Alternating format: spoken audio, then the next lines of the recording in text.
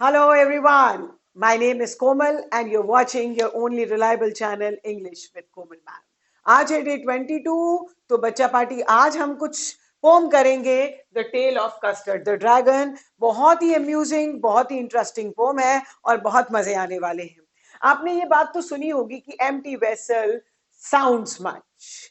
कहते हैं ना खाली बर्तन ही बचते हैं, क्योंकि जो लोग अपने आप को ब्रेव समझते हैं और कुछ होते नहीं है, वही है जो अपनी शूरवीरता की गाथा या अपने बारे में बखान करते हैं। बट जो रियलिटी में ब्रेव होते हैं, जो सचमुच में पावरफुल होते हैं, वो उन्हें इन सब चीजों की जरूरत नहीं पड़ती, क्योंकि टाइम प्रूव्स इट।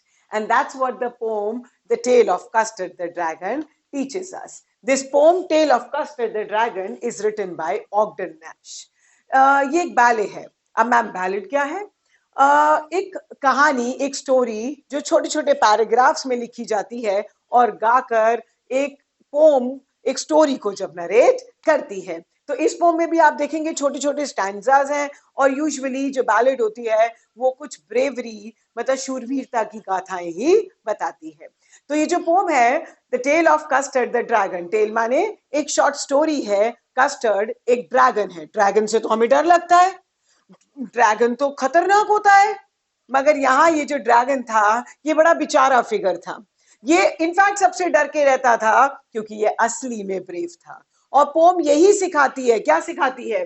कि ब्रेवरी इज शोइंग करेज। हिम्मत वो नहीं कि आप सबके सामने बोलते रहो, हिम्मत वो है जो आप समय आने पर दिखाओ। Appearances are not always true and correct. Means appearances do not always speak truth. हो सकता है जो दिखने में अच्छा हो वो असल में वैसा ना हो, या जो दिखने में कैसा भी हो सकता है वो अंदर से डरपोक हो। So false claims result in shame. आपने अपनी तारीफ तो कर दी, मगर जब मौका आया उसे प्रूव करने का, आप कुछ नहीं कर पाए, तो आपको शर्मिंदगी का सामना ही करना पड़ता है, जैसे बिलिंडा और उसके पेट्स को करना पड़ा, क्योंकि वो ड्रैगन का मजाक उड़ाते थे। क्योंकि brave people, they don't boast of their bravery, they prove it at the right time. तो बड़ी अम्यूजिंग सी पोम है। चलो फटाफट स्टार्ट करते हैं, थोड़ी सी लंबी है, बट कुछ भी मिस मत करना। इससे पहले हम स्टार्ट करें, please like the videos, because that is again a motivation for a teacher. नहीं सब्सक्राइब किया, चैनल सब्सक्राइब कर दीजिए, औरों को जरूर बताइए। फटाफट फटाफट से पढ़ते हैं। Belinda lived in a little white house with a little black kitten and a little gray mouse and a little yellow dog and a little red wagon and Rulio Trulio little pet dragon. चलिए पहला paragraph पे नजर मारते हैं, और वो क्या कहता है। बिलिंडा और उसके घर को इंट्रोड्यूस किया जा रहा है, कैरेक्टर्स को इंट्रोड्यूस कर रहे हैं। और फटाफट से पोएट कहते हैं कि बिलिंडा कैसी थी। बिलिंडा एक वाइट घर में रहती थी। एडजेक्टिव्स यूज किए हैं, उसकी किटन थी ब्लैक, और उसका उसका जो माउस था वो छोटा सा ग्रे कलर का। And little yellow dog, dog yellow colour का था, और उनके पास जो वैगन थी, जो गाड़ी थी, वो रेड कलर की थी। और सच्ची बताएं, तुम्हें झूठ लगेगा, उनके घर में एक पालतू ड्रैगन भी था। सेकंड स्टैंजा पे चलते हैं।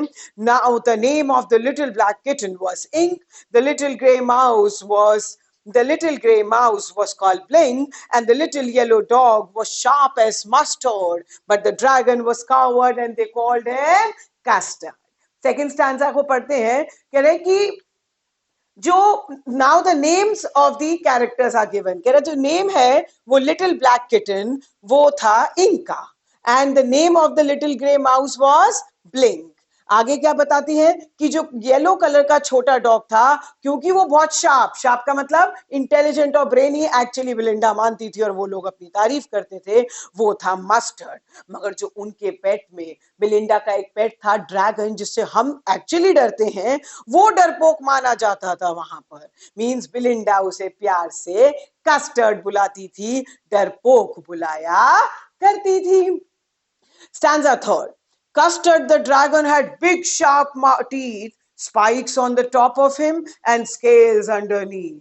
Mouth like a fireplace, chimney for a nose, and Rulio, Trulio, daggers on his toes.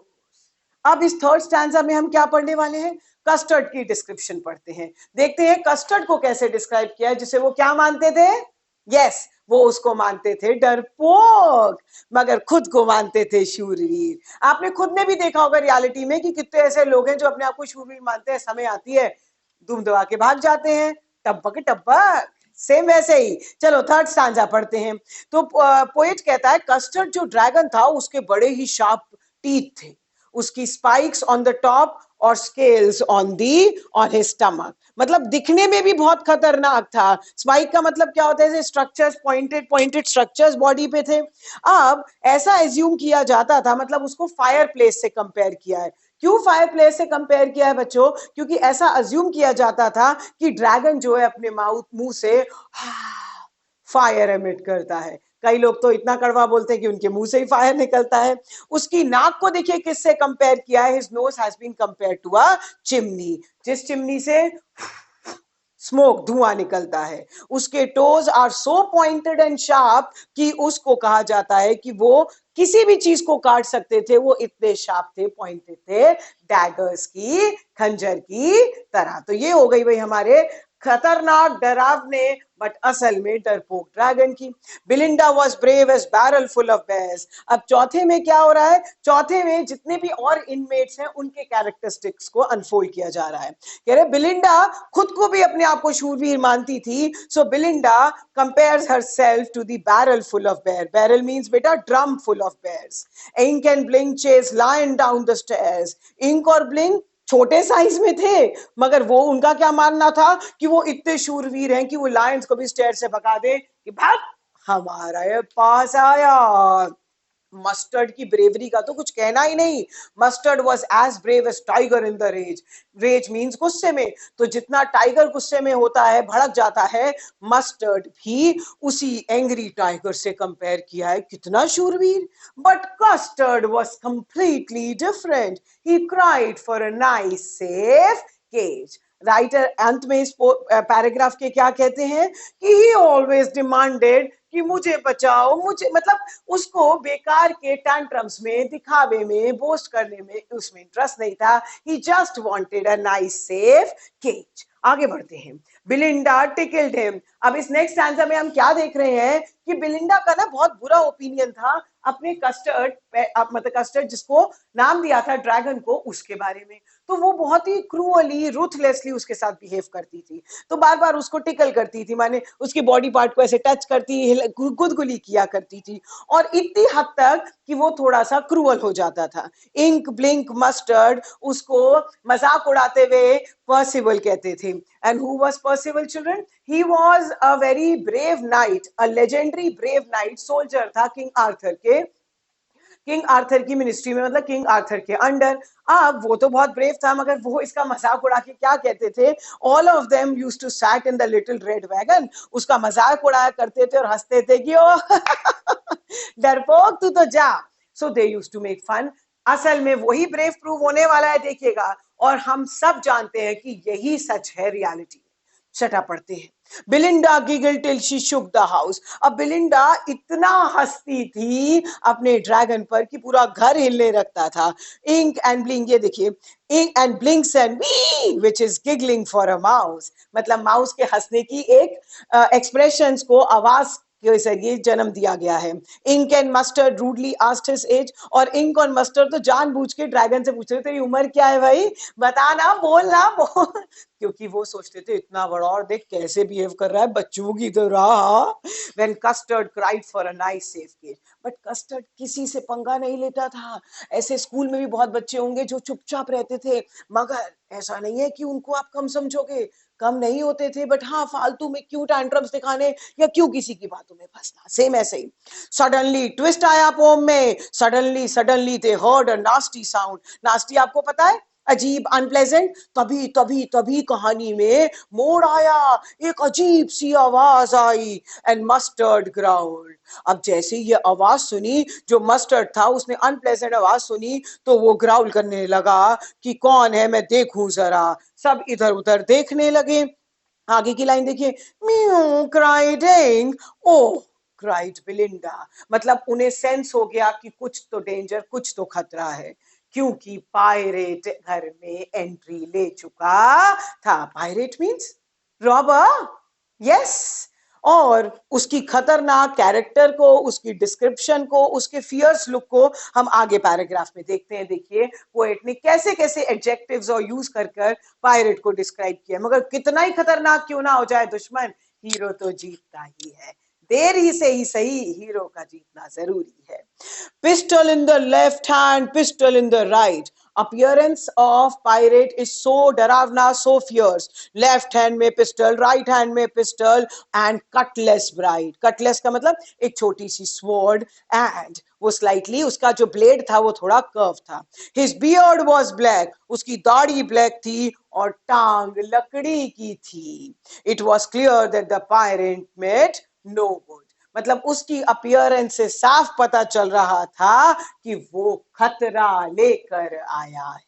I mean, everybody will now be afraid, but see the change. See the real hero in the poem. Belinda paled and she cried, help, help. आ गया सब, सबके रंग नजर आ गए। क्या हुआ देखो, बिलिंडा इतनी डर गई, डर के मारे बचाओ बचाओ बचाओ बचाओ, और मस्टर्ड तो भाग गया टेरिफाइड। हेल्प, हेल्प मींस बेटा रोते हुए हाँ, वो भी भाग गया।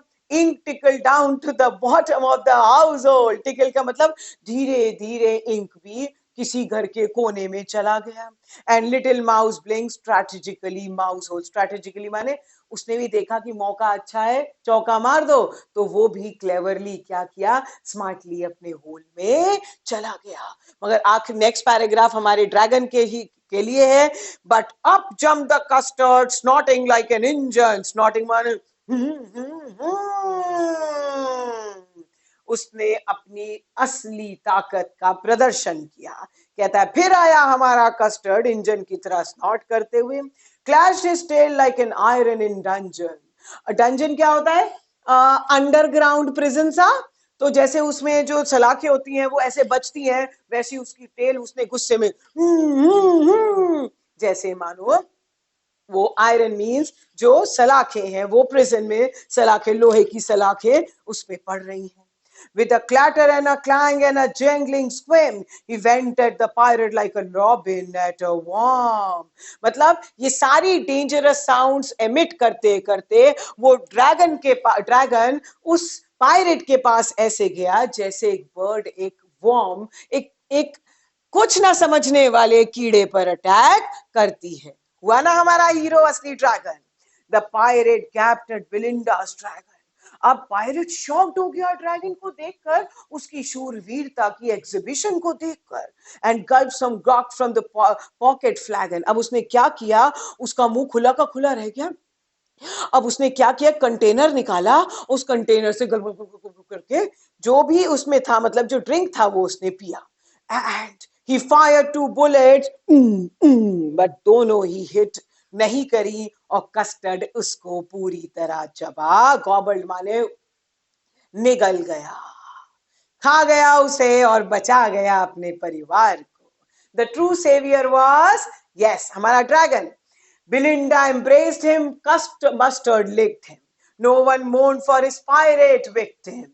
Ink and blink in glee did gyrate. यहाँ gyrate का मतलब क्या होता है, glee माने खुशी में, happiness में, gyrate माने ऐसे सर्कल ऐसे गोल गोल घूमने लगे। सो क्या हुआ, Everyone started celebrating the death of the pirate. किसी को उस पे दुख नहीं हुआ, मगर किसी ने अभी तारीफ भी नहीं की है। बिलिंडा ने तो कस्टर्ड को गले लगा लिया, मस्टर्ड उसे चाटने लगा और कोई दुखी नहीं था इनफैक्ट। और जो था उसने पायरेट ही जी इंक और ब्लिंक तो खुशी में चक्कर मारने लगे। But presently up spoke the little dog mustard. But कहते हैं ना, अपनी बेइज्जती कैसे सहन करता, अब वो क्या कहता है, अब वो क्लैरिफाई करने लगा। कहता है भाई मैं तो शूरवीर हूं, वो तो मौका नहीं मिला।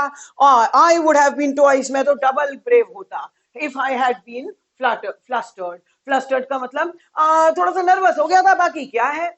And up spoke Ink and up spoke Blink. अब इंक और ब्लिंक को भी हिम्मत आई कि हम भी बोल देते हैं। कहता है मैं भी 3 गुना ज्यादा ब्रेव था। बट कस्टर्ड कहता है हाँ मैं मानता हूं, क्योंकि he had proven what actually he wanted to prove कि असली में ब्रेव कौन है। Everybody is braver than me. चलिए आगे stanza. Belinda still lives in a little white house with little black kitten and little grey mouse. मतलब वो सारे के सारे आज भी अपनी शूरवीरता का बखान करते हैं, दे एग्जिबिट, बट आज भी वो उसी घर में रहते हैं, वही एडजेक्टिव्स अपने लिए यूज करते हैं, वही डॉग, वही वैगन, वही ग्रे माउस और वही किटन। बट और आज भी ड्रैगन है जिसे सिर्फ नाइस सेफ केज ही चाहिए। बिलिंडा आज भी कहती है I am as brave as barrel full of bears. Ink और ब्लिंक अपने आप को कहते हैं वो लायंस को हटा सकते हैं, भगा सकते हैं। मस्टर्ड कहता है मैं गुस्से वाले टाइगर के भी ऊपर हूं। और Custard says it's okay, I want a nice safe cage.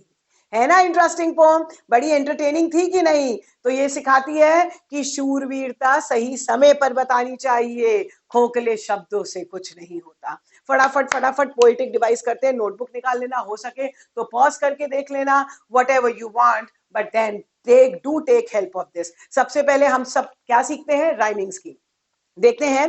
House mouse A, wagon dragon बीबी। तो पूरी पोम की छोटे छोटे स्टैंजास हैं, इनकी राइमिंग स्कीम बनती है ए बी बी। रेपिटेशन देखो, आपने देखा होगा पोम में हर जगह रेपिटेशन दिखाई दे रही है। Little, suddenly suddenly, realio trulio, help help. क्यों रिपीट करता है poet? This actually gives a rhythm and energy and to lay stress on various aspect of the poem. अब आप देखते हैं एनाफोरा। आप देखेंगे सेकेंड में, फर्स्ट पैराग्राफ में, जब लाइंस कंटिन्यूसली दो लाइंस के स्टार्टिंग पार्ट रिपीट होते हैं एक राइम, एक रिदम देने के लिए, उसे एनाफोरा। फर्स्ट पैराग्राफ में देखेंगे एंड थर्ड और फोर्थ लाइन में, और ऐसे ही सेकेंड पैराग्राफ में देखेंगे एंड द लिटिल। कोई भी डाउट हो, you can always give me a message in the comment box, can ask me, I am always there to satisfy your doubts.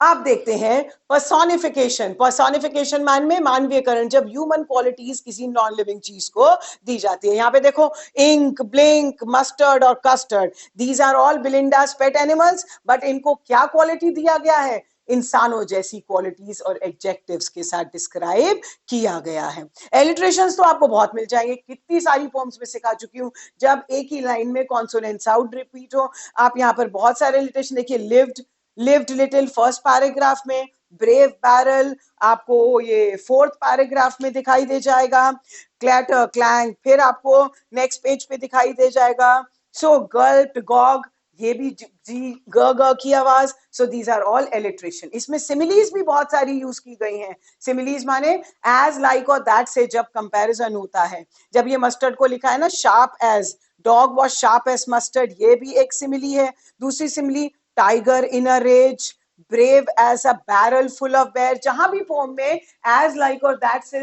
Comparison मिले वो सिमिली है। फिर भी डाउट हो please message me.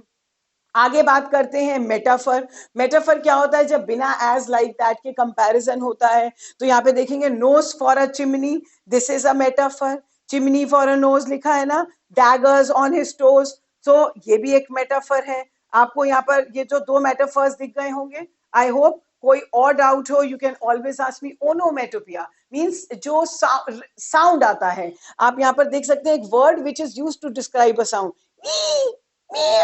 so these are all onomatopoeic words. Is that clear? With this, we come to an end of our very lovely, interesting poem, The Tale of Custard the Dragon. Please keep watching all the videos for complete information, and do subscribe, like, and please press the bell icon. Bye for now. Ciao.